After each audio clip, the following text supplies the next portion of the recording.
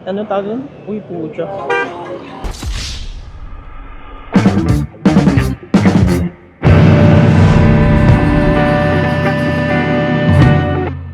Hi guys, papunta kami ngayon sa motor trade para magbayad ng motor.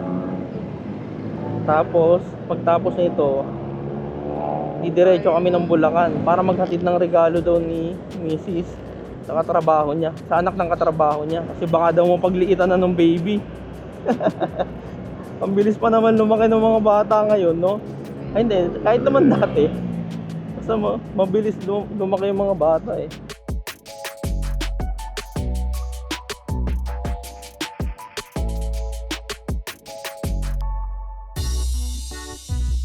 So tapos na tayo sa motor trade. Ngayon, Let's go to Bulacan. yes, pupunta na tayo ng Bulacan para ihatid yung regalo. Kaya ang hirap dito sa Commonwealth, nakakatakot. Kaya ayoko masyado mag-Commonwealth eh. Lalo na parang wala pa yata ako isang taon nagdadrive eh, di ba? Para public na tayo. Para tuloy tayong back to start. Malapit na dito yung bahay, di ba? So, para tayo magsisimula ulit sa biyahe. Alabas na ulit ng Commonwealth.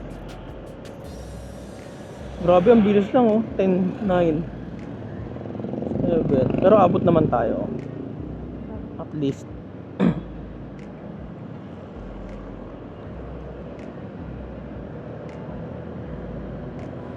Yan. Pa-Fairview na, no? SM Fairview.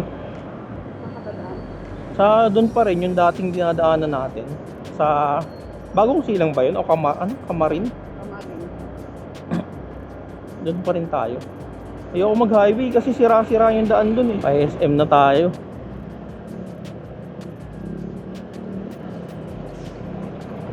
Grabe yung daan pa rin dito. Oo. Bako-bako nga. Paglagpas nito, di ba, doon tayo? Doon, oh. Sa isang overpass pa.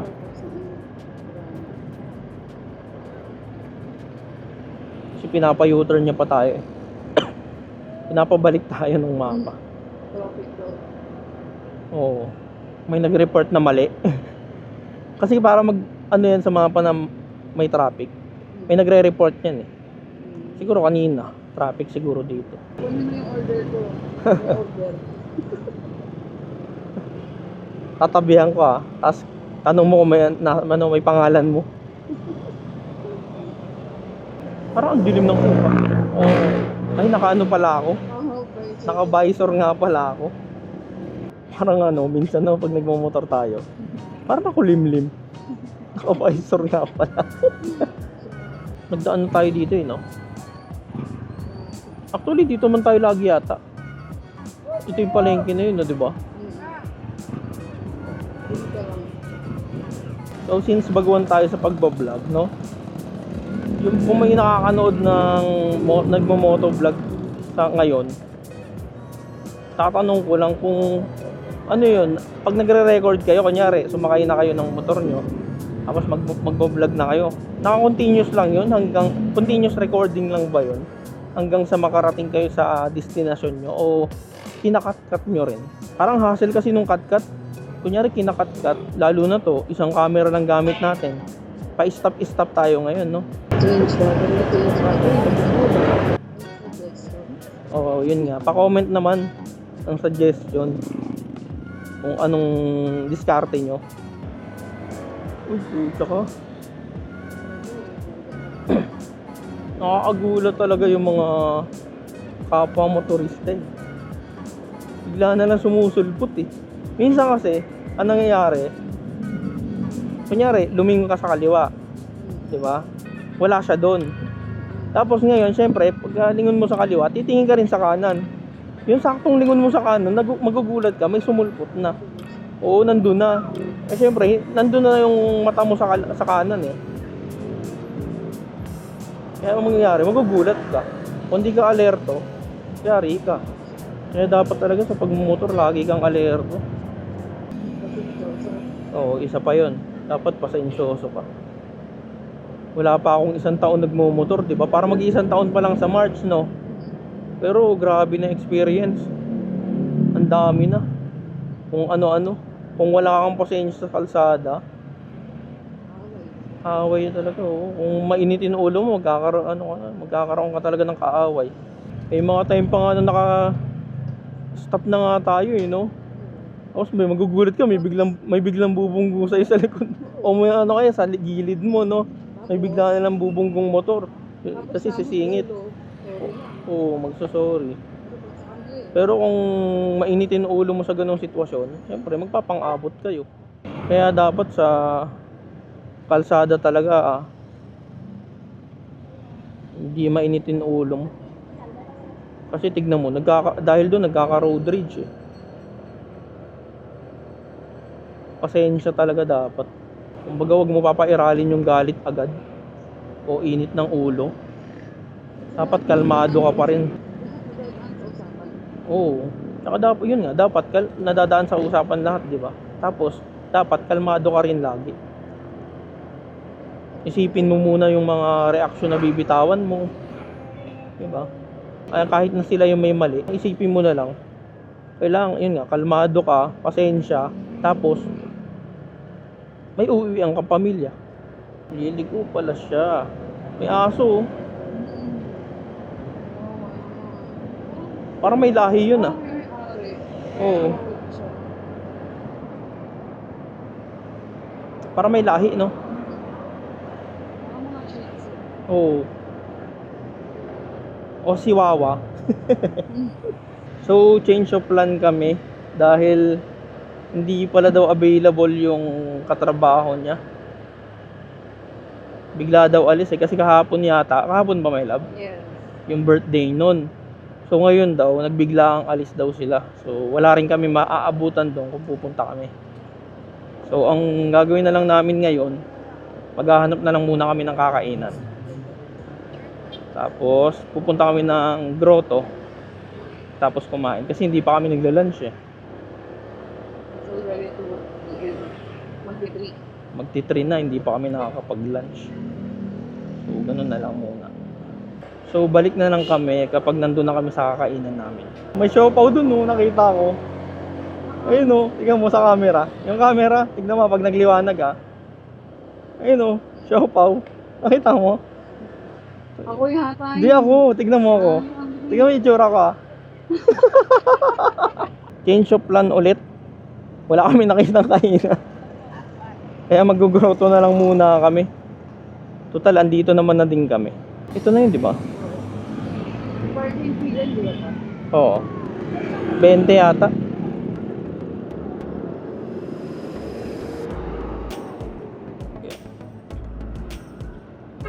Ready mo na.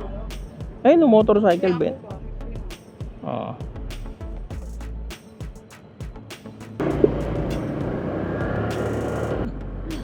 Ganda ng grotto.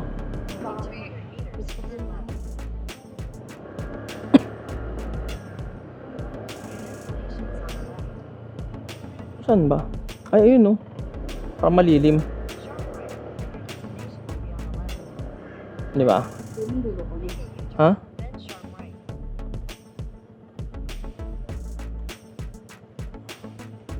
Grotto.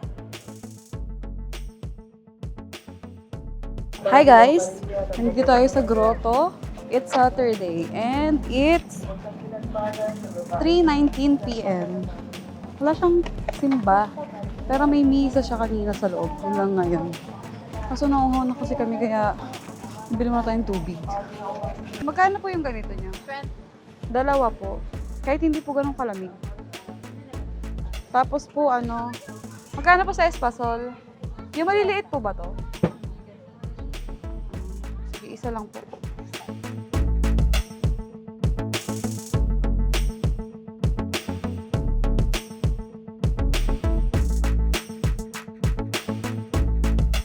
So, this way to Holy Spring Water. Dito tayo papakasalin.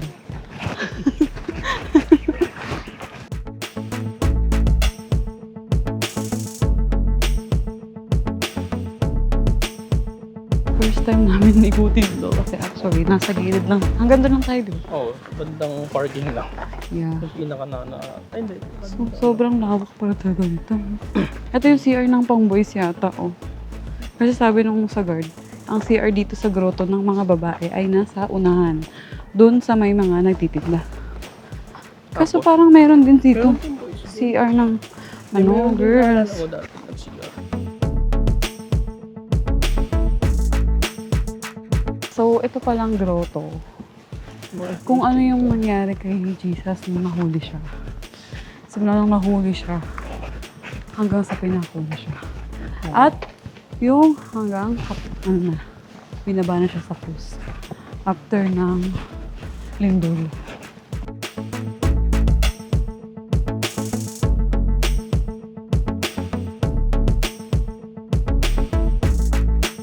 So, andito tayo guys.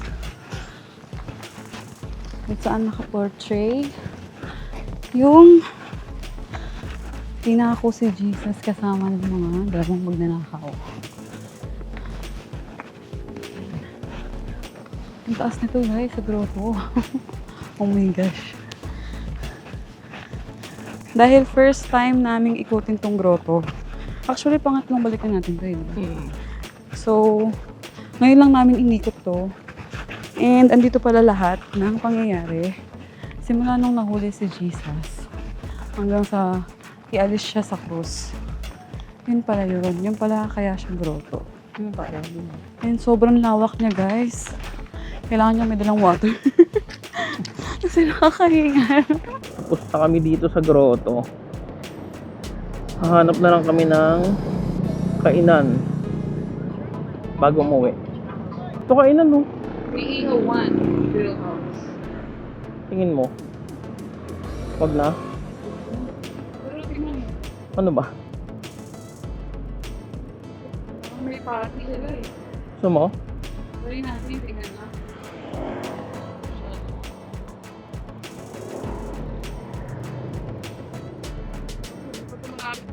Okay lang.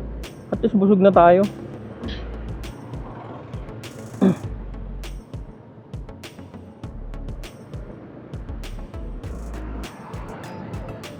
Ito yata yung Dito na tayo kakain guys.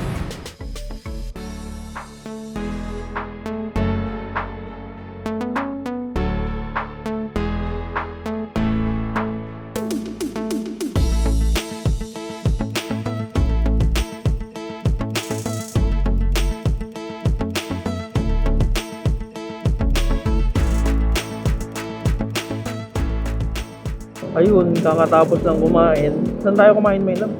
Ihaw. Ano? Ihawan, no? Ihawan. naihawan. Ihawan. Okay naman no? Yung pagkain nila.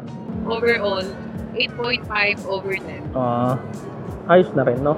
Yeah. Yung mga food, parang matamis. Sabagay, maalat tayo eh. Mm-hmm. Mahilig tayo sa maalat. Ang tawag mga tayo. So, konti na lang yung ano nito eh, available na minute. Maliit lang kasi SD namin. Di rin kami handa eh, dahil kala ko okay na yung 64. Hindi pala. Ikakat ko na yung video dahil kakapusin na kami sa SD card. So, thank you sa panonood. Thank you. Like, comment, and subscribe. And kung meron kayong mga tips, pagulong naman dyan, mga bossing. Suggestion na rin kung anong magandang next na gawin. Yes, lalo na po sa recommendation ng pag-motor vlog. Ayun. Let's go.